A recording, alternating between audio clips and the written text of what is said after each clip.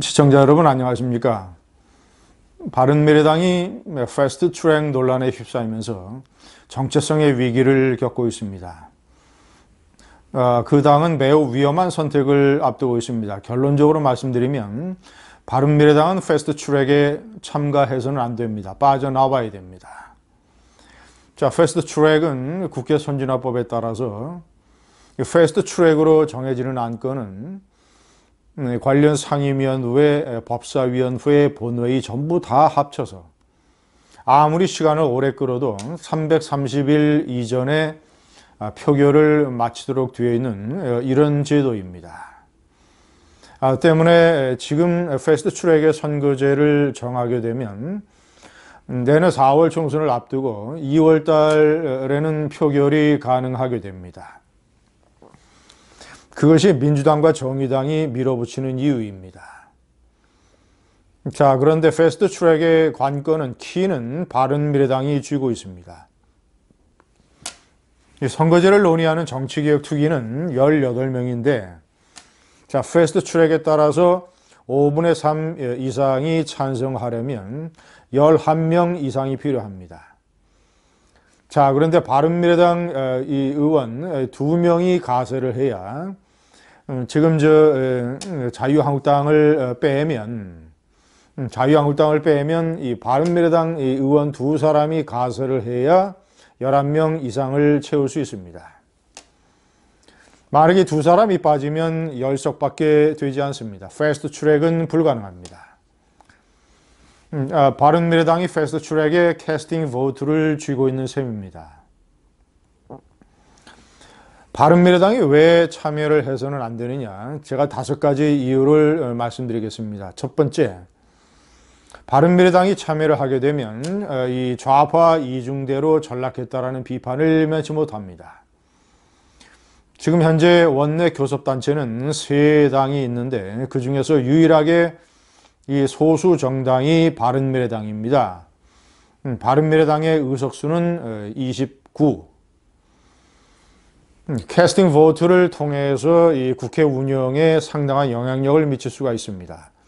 자, 그런데 바른미래당은 안철수의 국민의당과 유승민의 바른정당이 합친 겁니다.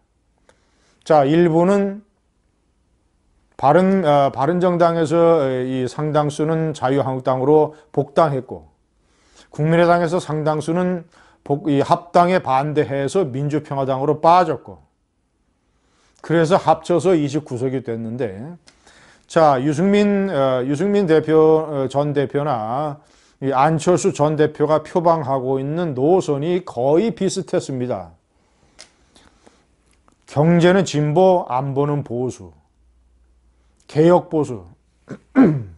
자, 그들이 표현하기를 개혁보수, 중도보수. 자, 그래서 그런 정체성이라면 어쨌거나 이 2당이 합쳐서 바른미래당이 된 이 당은 정체성의 영역에서 중도보수건 개혁보수건 보수 진영에 있는 겁니다. 지금 현재 제대로 된 보수 정당이라면 문재인 좌파 정권의 나라 망치기에 극한적으로 대립하고 싸워야 됩니다. 투쟁해야 됩니다. 제가 지난 동영상에서 말씀드렸지만 왜 연동형 비례대표제를 좌파가 하려고 하느냐.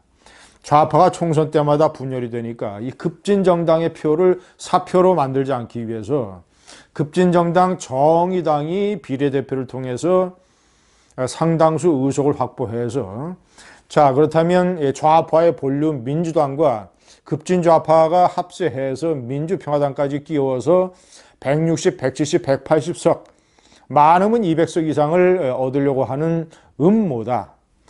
제가 지난 동영상에서 자세하게 설명을 해드린 적이 있습니다. 결과적으로 좌파의 장기 독재를 위한 그런 포석이라고 할 수 있습니다. 간단하게 얘기하면 이 급진좌파 정의당에게 원내 교섭단체에 가까운 의석을 보장해주는 제도입니다. 한마디로 얘기하면. 자, 그런데 이 급진좌파 정의당을 통해서 지금은 정의당, 바로 직전에는 통합진보당, 그 원조는 민노당, 민노당, 통합진보당, 정의당으로 변천해오는 이 급진정당의 비례대표 제도라고 하는 것이 완전히 급진좌파 반국가적 세력, 이런 세력이 국회에 진입하는 일종의 위장 터널이 됐던 것입니다. 위장막. 자, 대표적으로 2012년 19대 총선 때 통합진보당은 지역구에서 7석, 자, 그리고 비례대표에서 6석을 얻었습니다. 그 6석의 비례대표를 통해서 누가 들어왔습니까? 이석기가 이 나라 제도권 국회에 들어왔습니다. 내란 선동 세력이 이 나라 국회에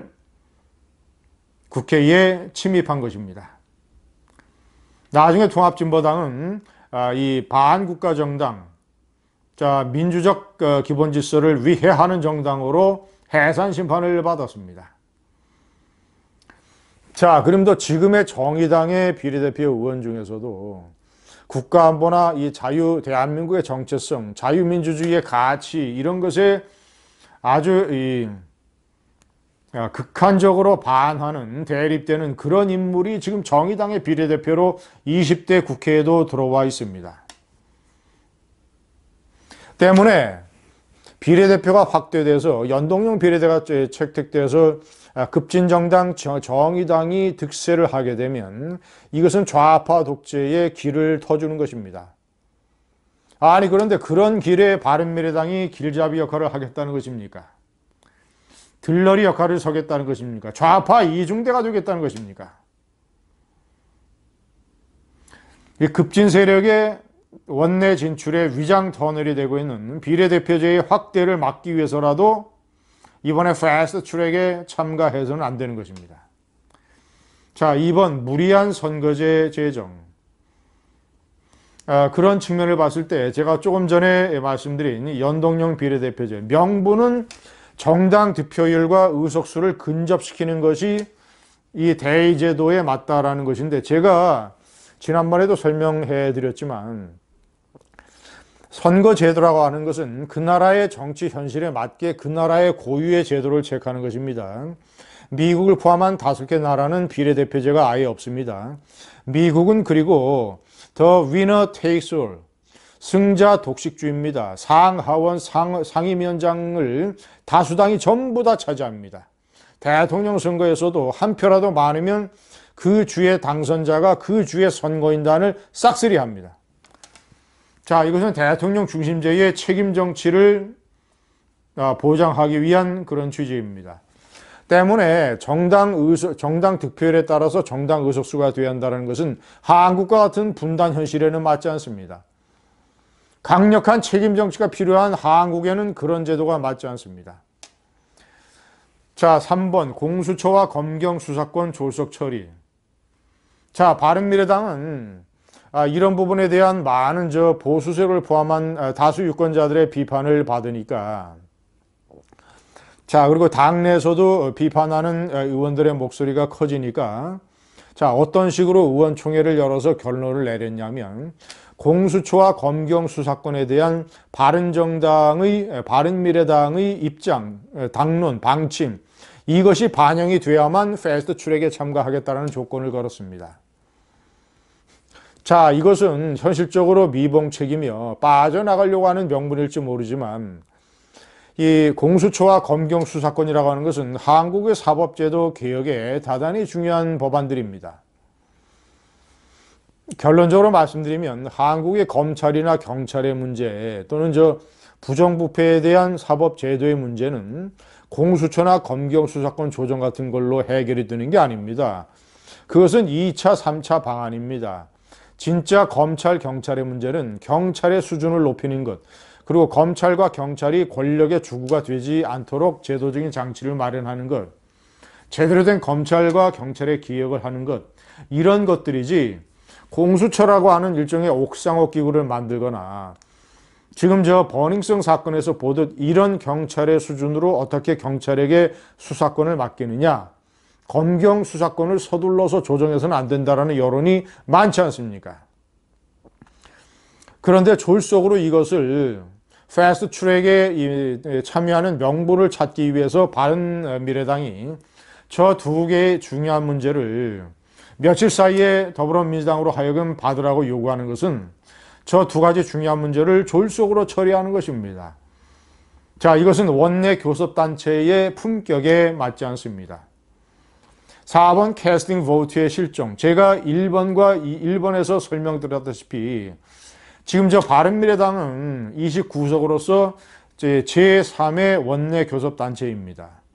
유일한 소수정당 원내 교섭단체입니다. 바른미래당이 어떤 캐스팅 보트를 쥐느냐에 따라서 이 문재인 좌파 정권의 폭주에 브레이크를 걸 수 있습니다. 왜 그런 캐스팅 보트의 중요한 역할을 명분도 없고 현실적으로도 위험한 선거제 개정과 자, 그리고 졸속 처리라는 비판을 받는 공수처와 검경 수사권 문제로 왜 캐스팅 보트라고 하는 그런 이 황금 지렛대를 날려버리려고 합니까? 저는 이것은 대단한 근시안이요. 우물안 개구리. 이런 식의 시각이라고 저는 판단합니다. 이 네 가지를 종합적으로 판단을 해볼 때 바른미래당은 정체성의 위기를 겪고 있습니다. 개혁보수면 개혁보수, 중도보수면 중도보수. 이 길을 찾아가야 됩니다.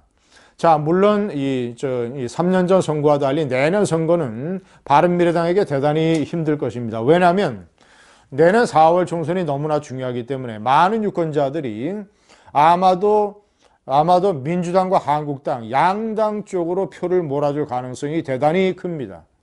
왜냐, 너무나도 중요한 선거이기 때문에 그런 선거에서 한국의 유권자들은 대세몰이, 이 메인스트림 정당에게 표를 몰아주는 그런 습성이 있습니다.